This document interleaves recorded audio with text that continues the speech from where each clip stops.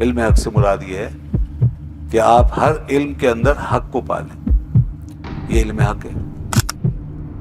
اگر قرآن کھول کر بھی آپ کو حق نہیں ملا تو وہ علم حق نہیں ہے، بس وہ خالی پھر وہی ہے۔ حدیث آتی ہے کہ بہت سو پہ قرآن بھی لعنت کرتا ہے، وہ قرآن پڑھ رہے ہیں مگر قرآن لعنت پڑھ رہا ہے، قرآن پڑھ کے اس میں سے باتیں ڈھونڈ رہے ہیں۔ آپ دین کا علم بھی اگر پڑھ رہے ہیں تو اس میں بھی وہ علم حق بننا چاہیے، اس حق کا علم۔ اگر دین کے علم میں علم حق نہیں بنا، دین کا علم، تو وہ بھی بیکار ہو جائے گا، اور دنیا کا علم اگر وہ علم حق بن جائے تو وہ کام آ جائے گا۔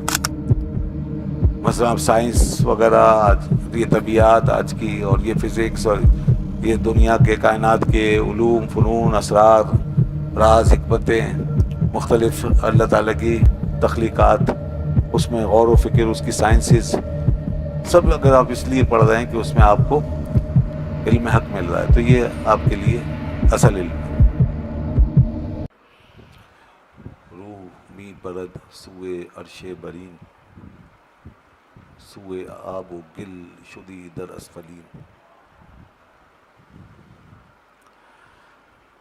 اب اس کے بعد یہ ارشاد فرما رہے ہیں کہ انسان کا حقیقی مقام کیا ہے، انسان کی روح کیا چیز ہے، اور اللہ تبارک و تعالی نے انسان کے اندر کیسی کیسی بلندیاں رکھی ہوئی ہیں، اور دوسری طرف انسان جو ہے وہ پستیوں میں گھرا رہتا ہے اور اپنی خواہشوں کے پیچھے مر مٹتا ہے۔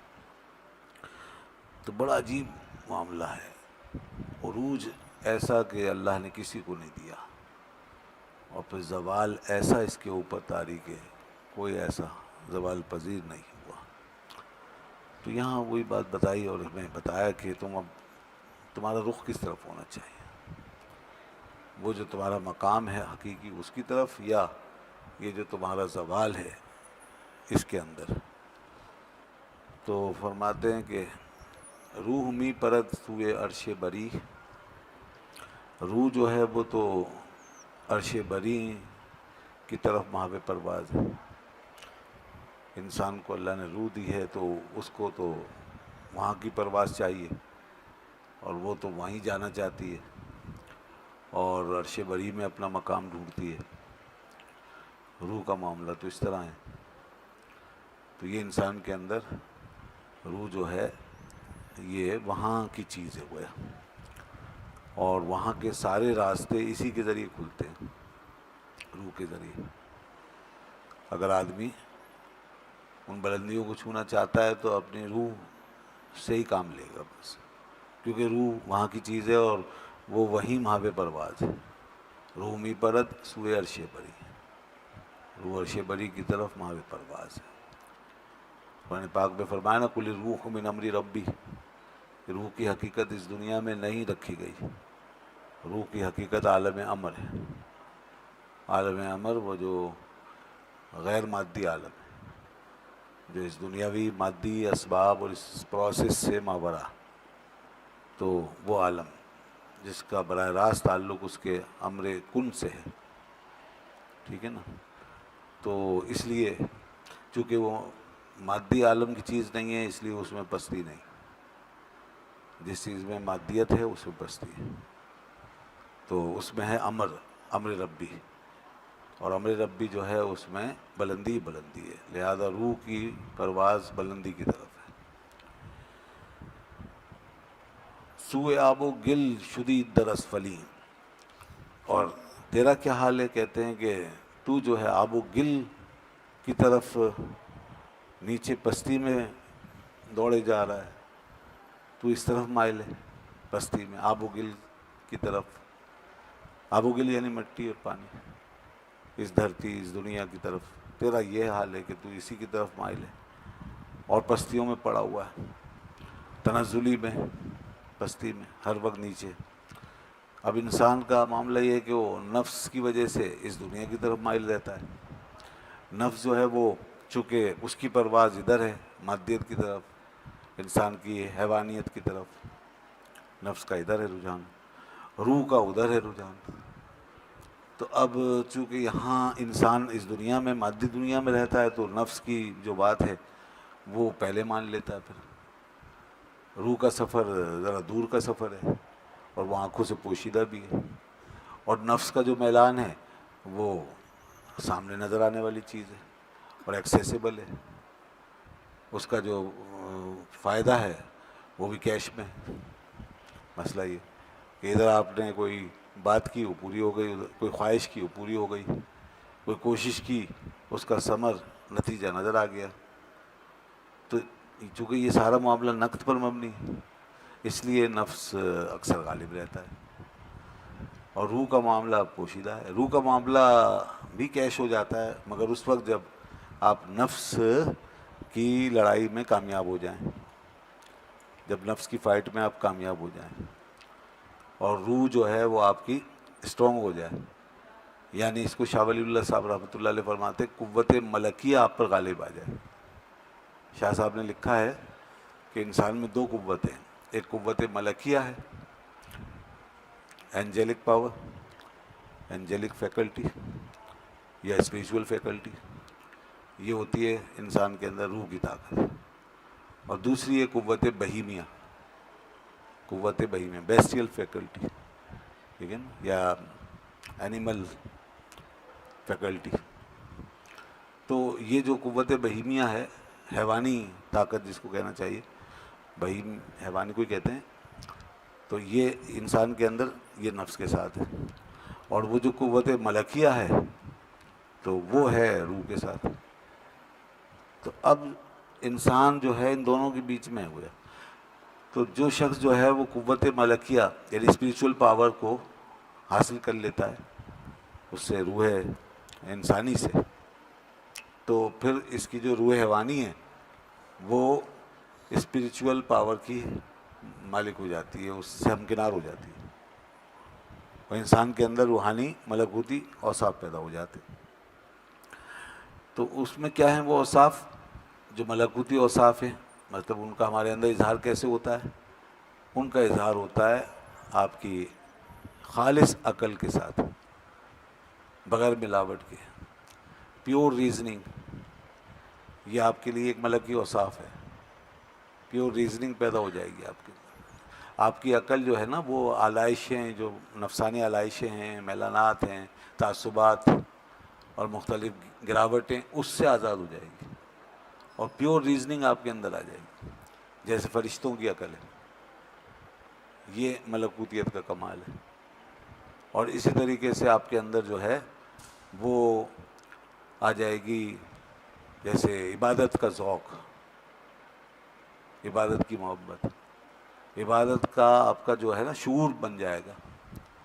جب آپ کے اندر ملکوتیت ہوگی تو آپ کی عبادت کا شعور وہ ڈیولپ ہو رہا ہوگا. ابھی جو عبادت ہے وہ بغیر شعور کے ہے. جب تک عبادت شعور کے بغیر ہے تو وہ رسم ہے، اور جب شعور کے ساتھ ہے تو پھر وہ روح عبادت ہے، وہ حقیقی عبادت ہے. وہ ایک پھر پاور ہے آپ کے اندر. عبادت ابھی پاور نہیں ہے، ابھی رسم ہے، عادت ہے. لیکن پاور اس وقت بنے گی جب اس کے اندر یہ چیز آ جائے گی، آپ شعور عبادت کے ساتھ لبریز ہو جائیں گے. اور اسی طرح اس ملکوتیت کا جو معاملہ ہے وہ جناب یہ علم کے ساتھ بھی. علم جو ہے نا آپ کے اندر، علم کی قوت پیدا ہوگی، یہ ملکوتیت ہے. جس طرح فرشتے علم رکھتے ہیں، عقل رکھتے ہیں، دانائی رکھتے ہیں، تو ان کا یہ بس اوصاف ہیں، ان کے کمالات، عبادت کا ذوق اور اس طرح عقل، خالص عقل بغیر ملاوٹ کے، اور علم حق. علم جو ہے نا وہ بھی علم حق ہے، یعنی ہر چیز کے اندر حق کو پانا. علم حق سے مراد یہ ہے کہ آپ ہر علم کے اندر حق کو پالیں، یہ علم حق ہے. اگر قرآن کھول کر بھی آپ کو حق نہیں ملا تو وہ علم حق نہیں ہے، بس وہ خالی پھر وہی ہے. حدیث آتی ہیں کہ بہت سو پہ قرآن بھی لعنت کرتا ہے. وہ قرآن پڑھ رہے ہیں مگر وہ قرآن لعنت پڑھ رہے ہیں. قرآن پڑھ کے اس میں سے باطل ڈھونڈ رہے ہیں. آپ دین کا علم بھی اگر پڑھ رہے ہیں تو اس میں بھی وہ علم حق بننا چاہیے، اس حق کا علم. اگر دین کے علم میں علم حق نہیں بنا، دین کا علم، تو وہ بھی بیکار ہو جائے گا، اور دنیا کا علم اگر وہ علم حق بن جائے تو وہ کام آ جائے گا۔ مثلا اب سائنس وغیرہ، آج یہ طبیعیات آج کی، اور یہ فزکس، اور یہ دنیا کے کائنات کے علوم، فنون، اسرار، راز، حکمتیں، مختلف اللہ تعالیٰ کی تخلیقات، اس میں غور و فکر، اس کی سائنسز، سب اگر آپ اس لیے پڑھ رہے ہیں کہ اس میں آپ کو علم حق مل رہا ہے، تو یہ آپ کے لیے اصل علم ہے۔ تو اس لیے علم حق جو ہے نا، یہ ملائکہ کا خاصہ ہے۔ تو آپ کے اندر یہ چیزیں، عقل، خالص عقل پیدا ہو جائے، آپ کا علم علم حق بن جائے، آپ کے اندر عبادت کا ذوق پیدا ہو جائے، آپ کے اندر صبر آ جائے، صبر آ جائے، قناعت آ جائے، یہ چیزیں آپ کے اندر پیدا ہو جائیں، تو یہ ملکوتیت ہے نا، اس سے ملکوتیت پروان چڑھے گی، اور آپ ایک روحانی قسم کی شخصیت بن جائیں گے، اسپریچول پرسنالٹی بن جائیں گے آپ، ٹھیک ہے نا۔ اچھا، اور بہیمیت جو ہے وہ کیا ہے؟ جو دوسری اس کی منفی، اس کی دوسری سائیڈ ہے، وہ ہے قوت بہیمیہ۔ قوت بہیمیہ جو ہے یہ نفس کا خاصہ ہے، اور یہ جو ہے ہمارے اندر، یہ نفس جب ہمارے اندر پیدا کرتا ہے، اس کو جنریٹ کرتا ہے، تو جو روح حیوانی ہے نا، وہ قوت بہیمیہ پر مشتمل ہوتی رہتی ہے۔ یہ جو ہمارے اندر روح حیوانی، روح انسانی کا فیض تو رک جائے گا پھر، اور روح حیوانی جو ہے وہ پھر اندر ہی اندر جیسے پہلوان بننا شروع ہو جائے گی، اور اس کو پاور ملنا شروع ہو جائے گی۔ تو یہ جو قوت بہیمیہ ہے، اینیملسٹک، جو اینیملسٹک کہنا چاہیے اس کو، اینیملسٹک پاور، تو یہ اینیملسٹک پاور جو ہے یہ آپ کی ظاہر ہوتی ہے، مثال کے طور پر آپ کے بھوک پیاس کی صورت میں، یہ آپ کی بہیمیت ہے نا، بھوک پیاس، لسٹ، خواہش، نفس پرستی، لذت پرستی، آرام پرستی، مفاد پرستی، جس میں آپ اپنا فائدہ سوچتے رہتے ہیں، جس میں آپ کو آرام ملتا ہے جسمانی طور پہ، آپ کے نفس کو تسکین ہوتی ہے، آپ اس میں زیادہ تر اس میں رہتے ہیں، پھر اس کا مطلب ہے آپ کے اندر بہیمیت جو ہے وہ غالب ہے۔